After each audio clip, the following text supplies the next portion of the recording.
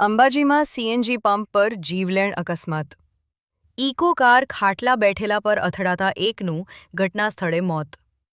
બનાસકાંઠા જિલ્લાના અંબાજી ખાતે આવેલા સીએનજી પેટ્રોલ પંપ પર આજે ગંભીર અકસ્માત સર્જાયો હતો. માહિતી મુજબ સીએનજી ભરાવવા આવેલી ઇકો કાર અચાનક બેકાબૂ બની ધડાકાભેર અથડાઈ હતી. અકસ્માત સમયે ખાટલા પર બેઠેલા વ્યક્તિને ગંભીર ઈજાઓ પહોંચતા તેમનું ઘટના સ્થળે જ કરુણ મોત નીપજ્યું હતું. ઘટનાની જાણ થતાં સ્થાનિક લોકો અને પોલીસ તાત્કાલિક સ્થળ પર દોડી આવી હતી.